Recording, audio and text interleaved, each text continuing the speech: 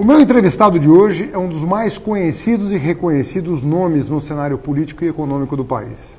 Foi ministro da Fazenda, do Planejamento, da Agricultura e embaixador brasileiro na França. É respeitado em todos os foros internacionais. Boa noite, professor Antônio Delfinato. Boa noite, prefeito. Uma alegria estar com o senhor aqui. A alegria estar com você. Muito obrigado pela honra que você me concede. A honra é minha. De participar desse programa. Um dos pilares da sociedade moderna é um sistema de crédito que funcione. Ou seja, quem poupa e não quer investir tem que encontrar um tomador que faça alguma coisa com aquele recurso, que bote aquilo para andar. E a intermediação financeira tem que funcionar adequadamente para que o dinheiro troque de mãos e chegue às pessoas criativas. Porque essa pessoa que está vendendo um bolo podia estar vendendo 10, podia estar vendendo 1.000. Mas aí O que acontece? O que acontece é uma coisa muito simples. A financiarização da economia é um desastre.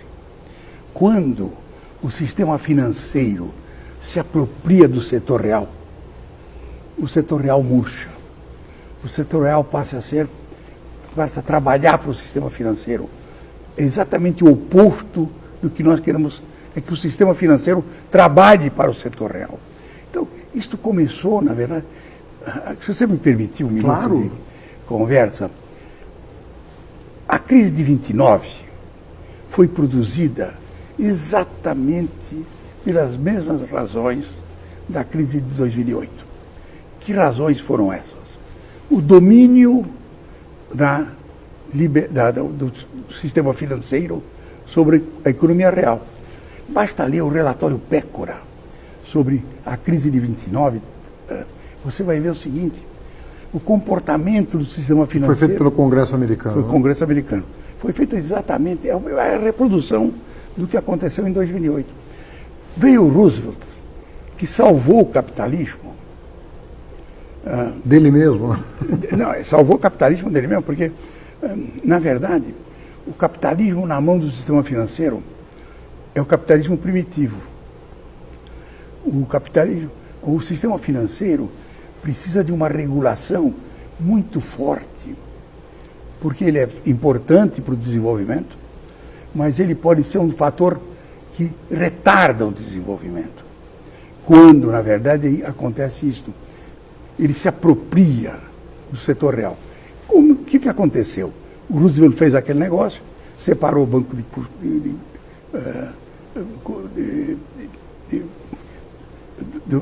banco de empréstimos normais dos investimentos, controlou tudo aquilo. Você teve uma expansão de 70 anos, 50 anos. Em torno de 1980, surgem os neoliberais, que redescobriram o mercado perfeito e o mercado honesto. Convenceram o Reagan e convenceram a Thatcher. A desregulamentar. A desregulamentar.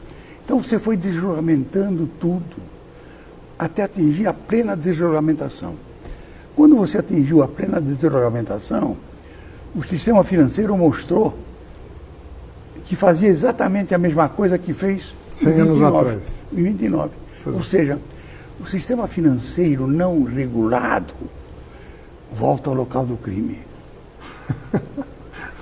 Agora, o Obama, depois da crise de 2008, o Obama foi eleito praticamente ali, na alvorada da crise. Ele tentou recuperar a legislação rooseveltiana, né? Em parte. Em parte, porque, na verdade, o que aconteceu? Eles não salvaram o mundo, eles salvaram o sistema bancário. Pois é, é isso que eu ia te perguntar. É isso aí. Mas tem alguns economistas dizendo que o que aconteceu da crise para cá foi uma compra de tempo. Não se resolveu o problema das finanças globais até o presente momento. Tanto que a crise não acabou. A crise de 2008 não terminou, não. Mesmo porque você tem um processo de endividamento crescente. Hoje você tem o quê? Do Estado e das empresas. Dos Estados e das empresas. Mas esse é um negócio muito sério. Quem conhece um pouco de história, agora é bom que você está querendo estar. No século V, em Atenas, o Solon teve que resolver um problema parecido. O endividamento era tão grande que só teve um jeito: acabar com as dívidas. Delfim, você falou recentemente, numa entrevista, que esse governo tem uma ala mais iluminada, uma ala mais sombria. E sugeriu, e eu queria que você explorasse, o quanto esse obscurantismo de certas pastas, né, certos ministros, pode atrapalhar o desenvolvimento econômico. Eu acho que uma das coisas interessantes que aconteceu, eu acho que a sociedade entendeu claramente que essa parte sombria, ela é uma parte de costumes, de preconceitos identitários que não tem nenhuma relação com a realidade.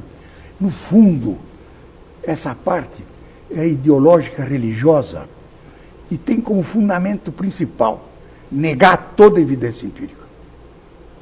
Tudo aquilo que diz a ciência e o conhecimento diz que é bom, ela diz que é errado. Sexo, na biologia, não é 0 ou 1. É qualquer coisa entre 0 ou 1. Natural. Entenderam? Então, trata-se do seguinte, de um reacionarismo monstruoso, que vai produzir efeitos, principalmente a parte mais grave que eu acho, é que tudo poderia estar lá, menos a educação. Agora, quando você fala da parte iluminada, aí talvez a gente divirja um pouco alguma medida, né, do que está sendo certamente feito. divergiremos, porque é natural. É natural. Mas hoje, assim, essa semana o Guedes falou, acho que essas coisas que se falam sem pensar, mas quando você está num cargo de ministro da Economia, você não é qualquer um. Não pode falar mal da mulher do presidente da França, não. Você não pode falar de AI-5, você não pode falar como se você estivesse na mesa de um bar, sem ninguém estar te ouvindo. Você está representando teu país. Você não acha que eles estão passando um pouco do limite, assim, começando a assustar as pessoas? E isso tem uma implicação, não é só institucional. Como disse, né, o guarda da esquina precisa ser avisado das coisas, né?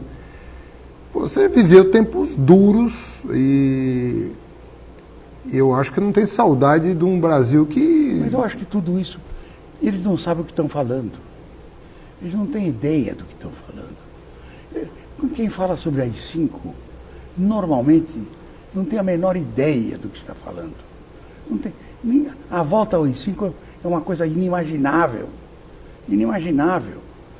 O que eu acho é o seguinte, a vantagem que eu vejo no Guedes é que nós precisamos realmente de um choque na administração pública. Ele se propõe a fazer isso. Ou se propôs a fazer isso. Eu tenho sérias dúvidas sobre o final desse negócio. Por quê? Você pode fazer o que você quiser. Desenvolvimento sem investimento não existe. Desenvolvimento sem investimento em infraestrutura, menos ainda.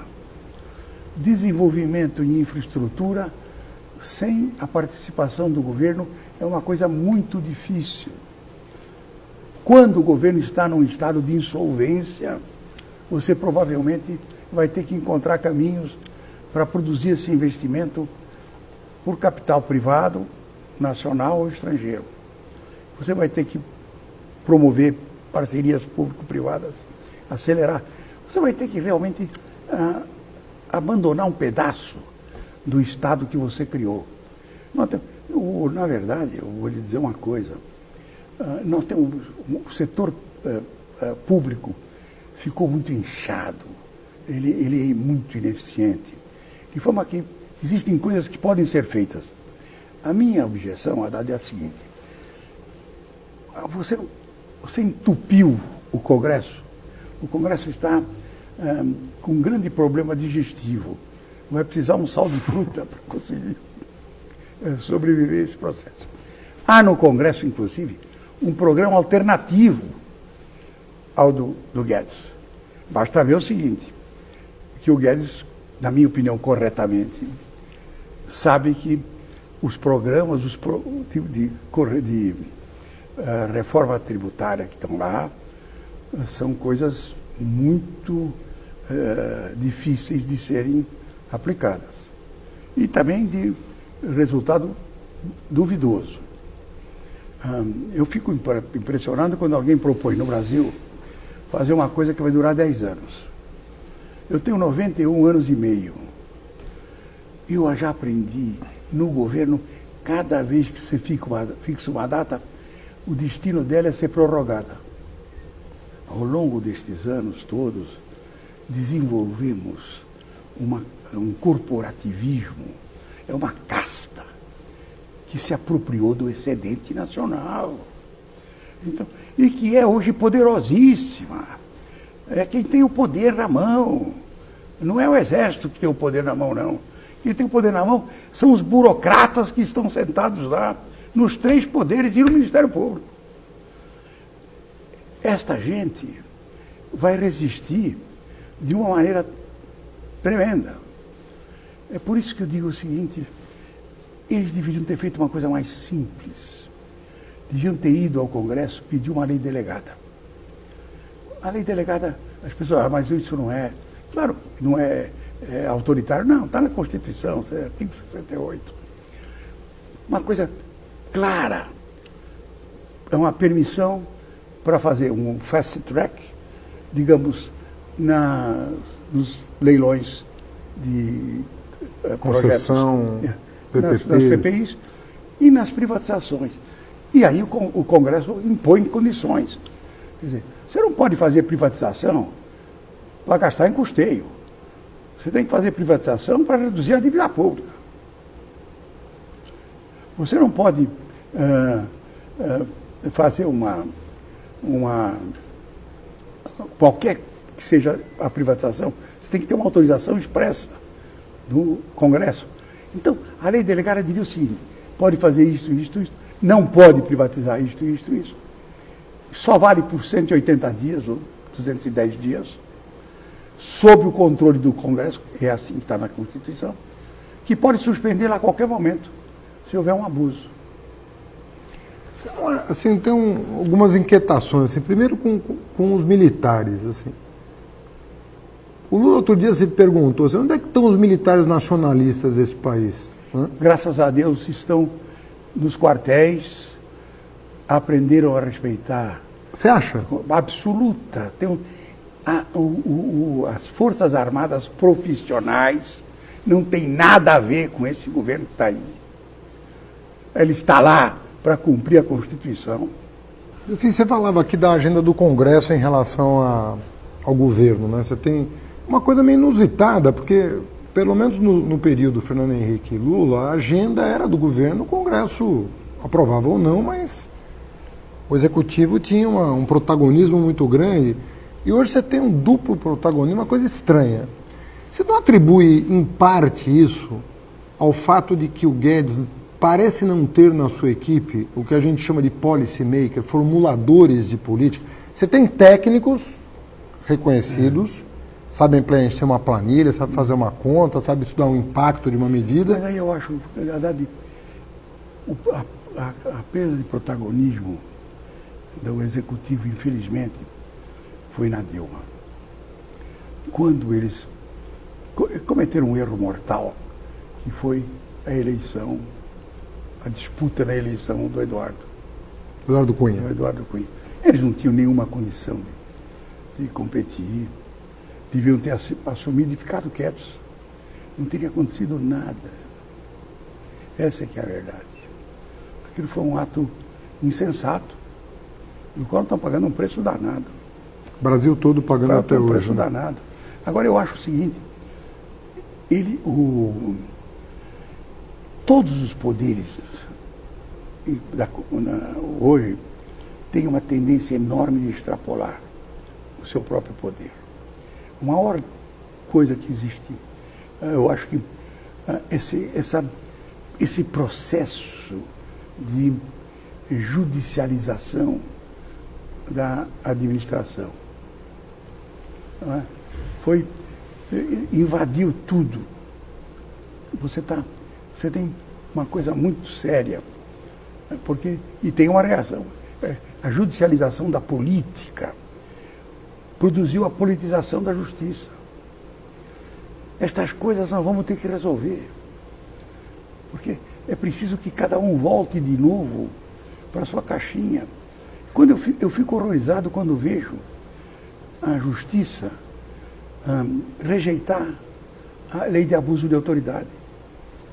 Porque quando um juiz diz que eu não quero ser julgado por outro juiz, eu morro de medo. Ou seja, há um equívoco. O Ministério Público, por exemplo, foi empoderado na Constituição de 88, com poderes equivalentes aos dos Ministérios Públicos do mundo inteiro. Não há nenhuma... E o combate à corrupção foi com leis aprovadas pelo Congresso, inclusive no governo Dilma. Claramente. Então, é o seguinte, essas tentativas de separação entre uma justiça pura e uma política corrupta produziu um desarranjo no qual nós estamos vivendo. Você acha possível, com medidas corretivas, no curto prazo, a gente recolocar a coisa nos trilhos? Deixa eu te dizer, Dari, eu acho que só a justiça pode corrigir a justiça. Isso faz parte do Estado democrático de direito. Na minha opinião, o bom senso já está se restabelecendo. Eu vejo no comportamento do STJ, do próprio STF, quer dizer, de juízes, de desembargadores, que todos eles estão avaliando. Ou seja, não é possível, na verdade, você viver com abuso de poder. Porque isso desequilibra tudo. Enfim, eu vou te falar de um personagem abstrato assim, mas porque você tem uma relação, você é muito ouvido pelas corporações e associações empresariais. Eu sempre me pergunto a natureza da burguesia brasileira. Assim, o que é o empresariado brasileiro? Ele tem uma cabeça, ele tem um pensamento, ele tem uma doutrina, ele tem uma visão de mundo, ele tem pretensões de que o Brasil tem um papel mais destacado no Conselho das Nações. Eu acho que ele já teve, hoje não tem. Hoje, nós perdemos completamente a ideia de nação. Na verdade, o nosso problema é o seguinte, nós até agora não sabemos o que nós queremos ser em 2050. 2050 está aí. Nós nunca discutimos o fundamental.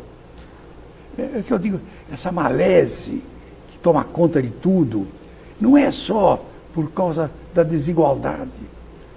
Porque a desigualdade você pode corrigir, inclusive, com medidas políticas públicas adequadas.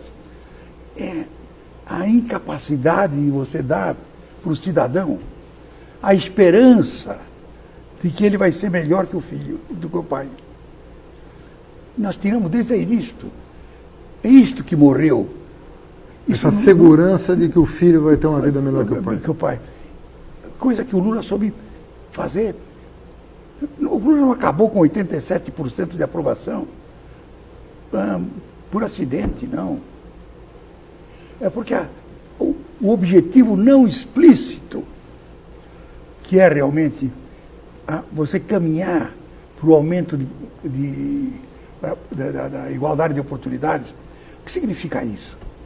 Significa o seguinte, que não importa se você nasceu num lar rico ou no Waldorf Astoria, numa noite com champanhe e caviar, foi produzido por ardor amoroso, ou se você nasceu por acaso numa noite chuvosa, sem ser desejado, no Museu do Ipiranga.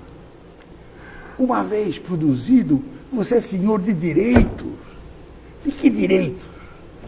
Do direito de ter a gestante tratada, do direito de ter o parto assistido, do direito de ter saúde e educação e água tratada em esgoto tratado durante seus 15 anos. Por quê? Para que quando chegar nos 15 anos, aquele sujeito que foi nascido no lar rico e esse que foi nascido por acaso no Museu do Ipiranga, vão ter 2 pernas, cada um, e a mesma capacidade de apreensão do mundo. Ou seja, a capacidade cognitiva deles é igual. Depois é a corrida. Mas a justiça está na partida, não na chegada. E por que a burguesia hoje tem tão pouco... Já teve, você já exerceu cargos tão importantes, você viu um corpo nos empresários nacionais? O apoio deles ao processo de desenvolvimento foi completo. Foi um engajamento. Na batalha de 82, 83, quando houve a crise mundial, o Brasil pensava que era no Brasil, o engajamento deles na solução desse problema foi uma coisa primorosa. Depois, um dia qualquer, eu vou escrever sobre isso. E o uso dos instrumentos do governo, porque as pessoas dizem, o Banco do Brasil não tem cabimento, o Banco do Brasil é o melhor instrumento de administração da sociedade econômica que você pode imaginar. Você jamais privatizaria o Banco do Brasil? Deixa eu lhe dizer, se eu tiver um problema de camarão no Ceará, eu chamo o gerente do Banco do Brasil, no dia seguinte de manhã, às 7 horas, ele está no meu gabinete, me explica o que está acontecendo com o camarão no Ceará e sai de lá com uma solução para resolver. O Banco do Brasil é um instrumento, é como o Itamaraty, é um instrumento de administração. Você precisa compreender, você tem lá 5.000 agências, você tem lá 5.000 gerentes e 80.000 funcionários que se educam internamente. Quando você precisa deles, eles estão à disposição. Se você quiser fazer uma expansão de exportação, você reúne os 5.000 gerentes, conta para eles qual é o teu objetivo, diz, cada um vai sair daqui agora, quando chegar na sua cidade, vai ver quem tem uma oportunidade para exportar. E você vai financiar. E você vai dizer, bom, quem tirar o primeiro lugar, eu vou dar para passear em Paris durante uma semana com a família. É isso. Agora, eu tenho a impressão que se você fizer uma pesquisa junto aos empresários, se são a favor ou contra a privatização do Banco do Brasil, é capaz de dar a maioria a favor. Não acredito. Não acredita? Não. No sistema financeiro, sim. No mercado financeiro? No mercado financeiro. No mercado produtivo, obviamente, não. Eu vou lhe dizer uma coisa, com todas as dificuldades, a agricultura e a indústria jamais seriam o que são hoje se não tivesse tido o apoio do governo através do Banco do Brasil. Você acha que as políticas do BNDES, de uma maneira geral... Eu acho que lá nós exageramos, lá foi uma loucura.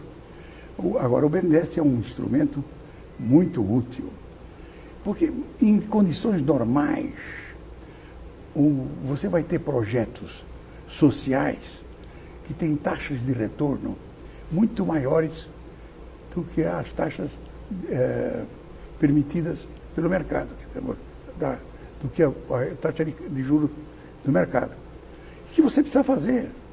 Então é natural que haja uma seleção disso e que haja, na verdade, um complemento no governo. Você pode fazer isso por outros caminhos. Eu vi na França, por exemplo, quando eles quiseram fazer lá um moinho de soja para moer a soja. Então, o Estado não entra, mas o sujeito se inscreve, ganhou o projeto, termina o projeto, no dia do funcionamento aparece lá o homem do Tesouro e diz, olha, o subsídio que nós combinamos é tanto. Está aqui. Daqui para frente, se você quebrar, é problema teu. O Delfim, eu acompanhei algumas vezes debates lá no Instituto de Cidadania, no Instituto Lula depois, em que você participava ativamente dos debates, contribuía. E o Lula sempre teve essa característica de conversar com o espectro mais amplo possível do pensamento brasileiro. O Lula é um grande provocador. O Lula, de vez em quando, ele deu fim de dar uma passada aqui na parada. Quando você chegava lá, já tinha 2 ou 3. Antes de terminar, tinha 12. Ele ouvia todo mundo. Depois decidia. O Lula O Lula me ensinou uma coisa importante. Delfim, nunca senta na mesa se você não tiver alguma coisa para conceder. Para você não... Conceder. E escuta, como é que você vê a liberdade dele agora, né? Eu acho que é uma coisa natural, não vejo nada. Deixa ele dizer, o problema do Lula vai se resolver na justiça, não tem outro caminho. Acho que houve, pelo menos, coisas estranhas, para dizer o mínimo. Então, eu espero que ele se resolva na justiça. Não vejo nenhum, pelo contrário, não vejo nenhuma razão para o Lula ficar preso.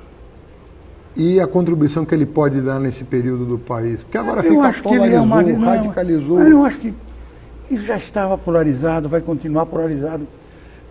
O que eu acho é o seguinte, é que o centro não demonstra nenhuma capacidade de fertilização. Esse processo agora, como é que chama agora? O progressismo liberal.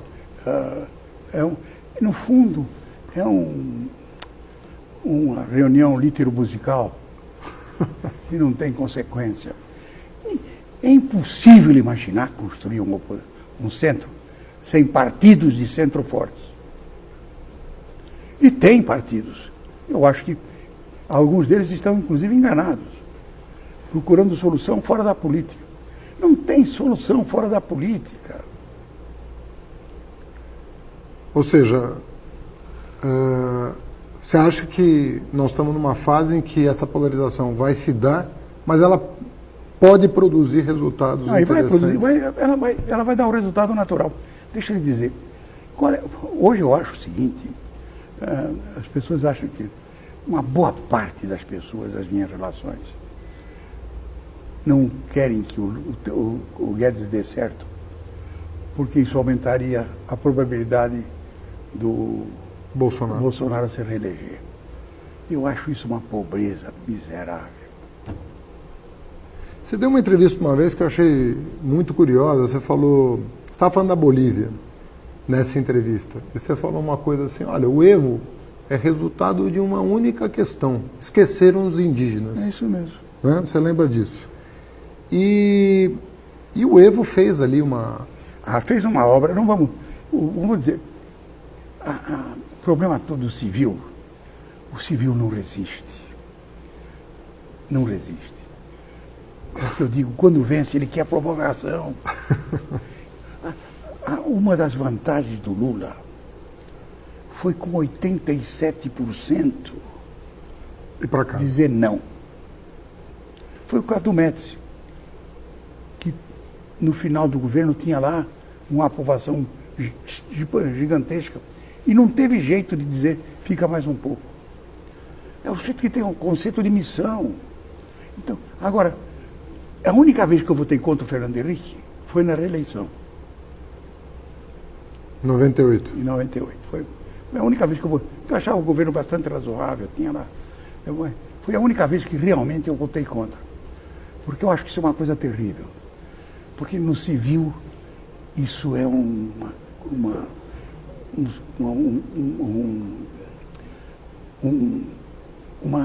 verme intestinal em que o sujeito, quando chega no final do quarto ano, ele diz, eu preciso de mais 4. Quando chega no final do 8º, eu preciso de mais 4. E assim é uma coisa incontrolável. Delfim, muito obrigado pela Obrigado a você pela oportunidade que me deu. Aprendi bastante. Foi uma grande alegria te ver. Muito obrigado. Viu? Você sabe que eu sou um grande paneleiro. De forma que, como você é da escola, eu tenho por você uma grande admiração. A panelinha da fé, a USP ali é importante. Mantenho amigos até hoje ali da minha passagem por lá. Muito obrigado, Delfim. Obrigado a você. Eu conversei com o professor Antônio Delfim Neto. Na próxima semana, sempre às 20 horas na AltV e nas redes sociais, teremos um novo convidado. Boa noite.